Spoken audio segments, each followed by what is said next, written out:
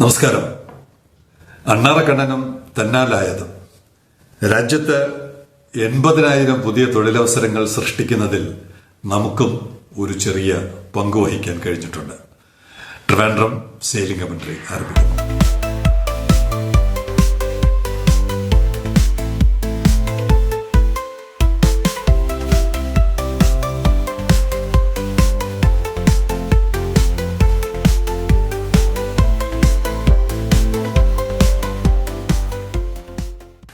ഒരു പരിശ്രമവും പാഴായി പോകില്ല എന്ന് ഓരോ ദിവസം കഴിയുന്തോറും തെളിഞ്ഞുകൊണ്ടിരിക്കുകയാണ്. അത് ലോക സത്യമാണ്. ആരൊക്കെ അധ്വാനിച്ചാലും അതിന് ഇന്നല്ലെങ്കിൽ നാളെ ഫലമുണ്ടായേ പറ്റുള്ളൂ. യഥാർത്ഥത്തിലുള്ള വിഷയം അതിനകത്ത് സത്യമുണ്ടെങ്കിൽ ആക്റ്റീവായിട്ട് തുറമുഖത്തിന് വേണ്ടി പ്രവർത്തിച്ചവർക്ക് ഓർമ്മയുണ്ടാകുന്ന ഒരു സംഭവമായിരുന്നു 140 ദിവസത്തെ സമരം. ആ സമയത്ത് 140 ദിവസം എന്ന് പറയുമ്പോൾ ഒരു വലിയ പീരീഡാണല്ലോ. ഓരോ ദിവസവും ഇങ്ങനെ കൂടുതൽ ഡെവലപ്മെന്റ്സ് ഉണ്ടായിക്കൊണ്ടിരിക്കുമ്പോൾ ഏറ്റവും കൂടുതൽ ആവശ്യങ്ങൾ ഉയർന്നത് പോർട്ടിന്റെ സെക്യൂരിറ്റി CISFനെ ഏൽപ്പിക്കണമെന്നതായിരുന്നു, സെൻട്രൽ ഇൻഡസ്ട്രിയൽ സെക്യൂരിറ്റി ഫോഴ്സ്. അപ്പൊ അതിന് തൊട്ട് മുമ്പ്, ഈ സമരം തുടങ്ങുന്നതിന് തൊട്ട് മുമ്പ് ഒരു ബൈക്ക് റാലി, പട്ടാളക്കാരുടെ ഒരു ബൈക്ക് റാലി കന്യാകുമാരിയിൽ നിന്ന് തിരിച്ചു നമ്മുടെ പോർട്ടിലോട്ട് വന്നു. അപ്പോഴത്തേക്കും ഈ സമരം എന്നുള്ള വാർത്തകൾ വന്നു തുടങ്ങുകയാണ്. അങ്ങനെ കന്യാകുമാരിയിൽ നിന്ന് ബൈക്ക് ഓടിച്ച് ഈ മിലിറ്ററി അവരുടെ ഒരു അഭ്യാസം പോർട്ടിൽ വന്നപ്പോൾ, അത് നടത്തിയപ്പോൾ നമ്മളൊരു മുൻകൂട്ടി കാണുകയായിരുന്നു. ഏകദേശം പട്ടാളം പോർട്ട് ഏറ്റെടുക്കുന്നു, അല്ലെങ്കിൽ പാരാമിലിറ്ററി പോർട്ട് ഏറ്റെടുക്കാൻ പോകുന്നു. അത് സംബന്ധിച്ച് ഞാൻ അവർക്ക് ഒരു മെസ്സേജ് അയച്ചപ്പോൾ ഏകദേശം അത് തന്നെയാണ് ഉദ്ദേശം എന്ന മറുപടിയും എനിക്ക് ലഭിച്ചു. പക്ഷെ എന്തുകൊണ്ടോ അങ്ങനെ ഒരു ഏറ്റെടുക്കൽ ഇതുവരെയും ഉണ്ടായില്ല. ഈ 140 ദിവസത്തെ സമര കാലയളവിൽ ഏറ്റവും കൂടുതൽ ഇവിടെ നിന്ന് നിവേദനങ്ങൾ പ്രധാനമന്ത്രിക്കും പ്രസിഡന്റിനുമൊക്കെ പോയിട്ടുള്ളത് പോർട്ടിന്റെ സെക്യൂരിറ്റി CISF ഏറ്റെടുക്കണമെന്നാണ്. കാരണം സംസ്ഥാന പോലീസ് തികഞ്ഞ പരാജയമായി പോയി. അവിടെ പോലീസിന്റെ പരാജയമല്ല, പോലീസിനെ ഒരു ആക്ഷനിലോട്ടും വിടാതെ നിയന്ത്രിച്ചത് പൊളിറ്റിക്കൽ ലീഡർഷിപ്പാണ്. അപ്പൊ പോലീസ് നോക്കുകുത്തിയായി നിൽക്കുക മാത്രമല്ല, നിരവധി തെറി കേൾക്കേണ്ടി വന്നു. ഫിസിക്കലായിട്ട് പോലും ചില പ്രശ്നങ്ങൾ ഉണ്ടായിട്ടുണ്ടെന്നാണ് ഞാൻ കേട്ടത്. എന്തായാലും വാക്കാൽ ഒരുപാട് ആക്ഷേപം കേൾക്കേണ്ടി വന്നതായിരുന്നു കേരള പോലീസ്. ആ സമയത്ത് ഞങ്ങൾ നിരന്തരം പ്രധാനമന്ത്രിക്കും പ്രസിഡന്റിനുമൊക്കെ മെയിലയക്കുകയാണ്, ദയവ് ചെയ്ത് പോർട്ടിന്റെ സുരക്ഷ CISF അല്ലെങ്കിൽ അതുപോലുള്ള ഏതെങ്കിലും ഒരു ഏജൻസിക്ക് കൈമാറണമെന്ന് അഭ്യർത്ഥിച്ച നിരവധി മെയിലുകൾ ഇവിടെ നിന്ന് പോയിട്ടുണ്ട്. ഇപ്പോ centre appoints central industrial security force as new safety regulator for 250 Indian sea ports. അപ്പൊ നമ്മളും കൂടെ ചെറിയൊരു പങ്ക് വഹിച്ചിട്ടുണ്ട്. രാജ്യത്തെ 250 പോർട്ടുകളുടെ സെക്യൂരിറ്റി ഏറ്റെടുക്കുവാൻ CISFനെ ചുമതലപ്പെടുത്തുന്ന തീരുമാനം കേന്ദ്ര സർക്കാരിന്റെ ഭാഗത്തു നിന്ന് വന്നു കഴിഞ്ഞു. The CISF will handle core security functions such as counter-terrorism and anti-sabotage operations at all EXIM ports. ഇറക്കുമതി നടക്കുന്ന എല്ലാ പോർട്ടിനും അതിന്റെ സുരക്ഷ CISFനെ ഏൽപ്പിക്കുവാനുള്ള തീരുമാനവുമായി കേന്ദ്ര സർക്കാർ മുന്നോട്ട് പോവുകയാണ്. ദൈനംദിന പ്രവർത്തനങ്ങളിൽ എങ്ങനെയാണ് CISFന്റെ പങ്കെന്ന് അവർ പറയുന്നുണ്ട്. While non-core duties like traffic management, gate control and other ancillary tasks will be carried out by private security agencies or state police forces. നിലവിൽ എനിക്ക് തോന്നുന്നു പ്രൈവറ്റ് സെക്യൂരിറ്റിയാണ് നമ്മുടെ തുറമുഖം കൈകാര്യം ചെയ്യുന്നത്. അത് തന്നെ അവരുടെ core area, gate control, traffic management, other ancillary task, ഇതെല്ലാം തുടർന്നും നിലവിലും ഈ ഏജൻസി തന്നെയായിരിക്കും കൈകാര്യം ചെയ്യുന്നത്. അതേസമയത്ത് CISF എന്താണ്? Counter terrorism and anti sabotage operations. 140 ദിവസത്തെ സമരം പോലുള്ള കലാപരിപാടികൾ ആവർത്തിക്കപ്പെട്ടാൽ CISFനായിരിക്കും അത് നേരിടുന്ന ചുമതല.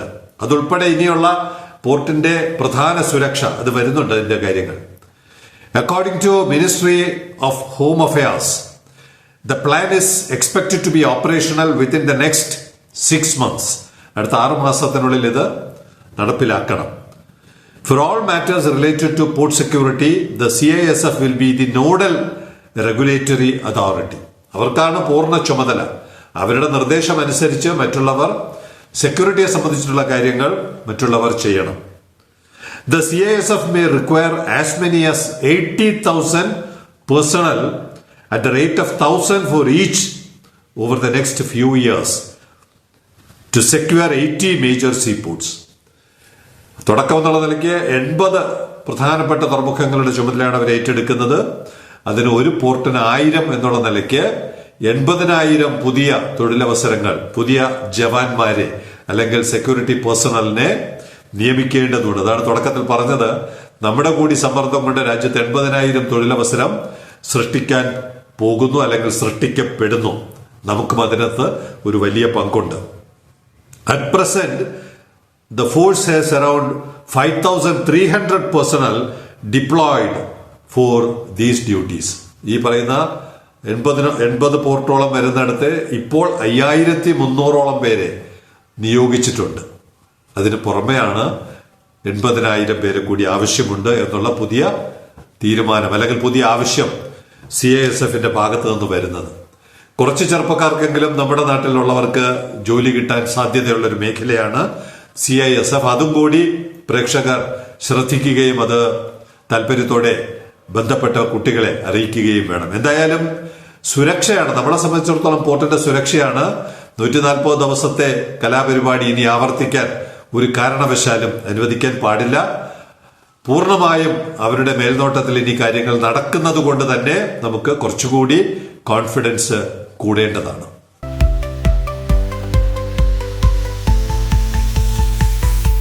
ഗേറ്റ് തുറക്കുന്ന ഡേറ്റ് അടുക്കുന്തോറും സ്ഥാപനങ്ങൾ പതുക്കെ പതുക്കെ വന്നു തുടങ്ങുന്നു. ഒരു പുതിയ transporting company, Prakash transport company ഒരു പ്രവാസിയാണ്, പ്രകാശ് ബാലുശ്ശേരി. അദ്ദേഹമാണ് തുടക്കമിടുന്നത്. അദ്ദേഹത്തിന് തിരുവനന്തപുരവും ബന്ധമുണ്ട്. അദ്ദേഹം തിരുവനന്തപുരംകാരനാണ്, പക്ഷെ ഇപ്പോൾ സെറ്റിൽ ചെയ്തിരിക്കുന്ന ബാലുശ്ശേരിയിലാണ്. അദ്ദേഹത്തിന്റെ പുതിയ സ്ഥാപനമാണ് പ്രകാശ് ട്രാൻസ്പോർട്ട് കമ്പനി. അതിനുവേണ്ടിയുള്ള വാഹനം അദ്ദേഹം എടുത്തു.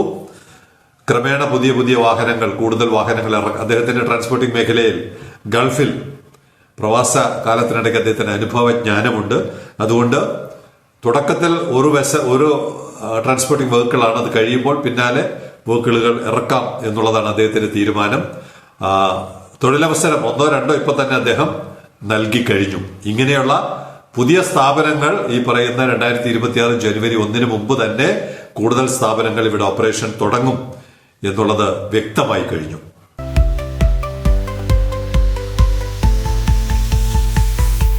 ഒരു ട്രാക്കത്തോൺ കൂടിയുണ്ട്. കാരണം നമ്മുടെ ഇവിടെ ഒരു കപ്പൽ വന്നു പോയി. ഇപ്പോ MSC മക്കത്തോ 3rd ഖലീഫ പോർട്ടിൽ നിന്ന് ഇവിടെ വന്നു മടങ്ങി. വരുന്നതിനെടുത്തത് ഏകദേശം 6 ദിവസമാണ്. അപ്പോൾ തന്നെ ഒരു ട്രാക്കിംഗ് വിപിനാണ്.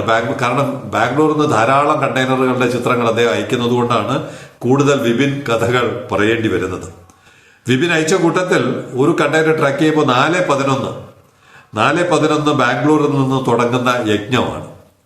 ഇത് ജബലലിയിൽ എത്തുന്നത് 28:11, 24 ദിവസം. രസകരമാണ്. നമുക്കിവിടെ 6 ദിവസം കൊണ്ട് വരുന്ന ഒരു റൂട്ട് ഉള്ളപ്പോൾ ഇപ്പോഴും ബാംഗ്ലൂരിൽ നിന്ന് 24 ദിവസം കൊണ്ട് അവിടെ എത്തുന്ന കലാപരിപാടി ബന്ധപ്പെട്ടവരെ നമ്മൾ അറിയിക്കാതെ അവർക്ക് ഇത്തരം, കാരണം ലാംഗ്വേജിന്റെ പ്രശ്നമുണ്ടല്ലോ. കേരളത്തിൽ നടക്കുന്ന കാര്യങ്ങൾ പലപ്പോഴും മറുനാടുകളിൽ എത്തുന്നത് ഇംഗ്ലീഷ് മാധ്യമങ്ങൾ കൊടുത്താൽ മാത്രമേ. പക്ഷെ ഈ വ്യത്യാസം അധികം ഇംഗ്ലീഷ് മാധ്യമങ്ങൾ ഇതുവരെയും കൈകാര്യം ചെയ്തിട്ടില്ല. അതുകൊണ്ട് നമ്മൾ മറ്റുള്ളവരെ അറിയിക്കണം. ബാംഗ്ലൂരിൽ നിന്ന് മുംബൈ ആങ്കറേജ് മിക്കവാറും ബങ്കർ എടുക്കാനായിരിക്കാം. അത് കഴിഞ്ഞ് JNPT, അത് കഴിഞ്ഞ് ഹസീറ, അത് കഴിഞ്ഞ് മുണ്ട്രയിൽ നിന്ന് ഇപ്പോൾ ഖലീഫ പോർട്ടിലോട്ടുള്ള യാത്രയാണ്. ഞാൻ അവസാനം നോക്കുമ്പോൾ ഖലീഫ കഴിഞ്ഞിട്ട് വീണ്ടും ദുബായിൽ ജബലലിയിൽ വരണം. അപ്പോ 28-ാം തീയതിയാണ് അവിടെ എത്തുന്നത്. 24 ദിവസം, നമ്മൾ 6 ദിവസം. ഈ വ്യത്യാസം കൂടി നമ്മൾ പ്രേക്ഷകർ, ബന്ധപ്പെട്ടവരെ, കയറ്റുമതിക്കാർ, ഇറക്കുമതിക്കാർ, അവരെ ബോധ്യപ്പെടുത്തേണ്ടത് അത്യാവശ്യമാണ്.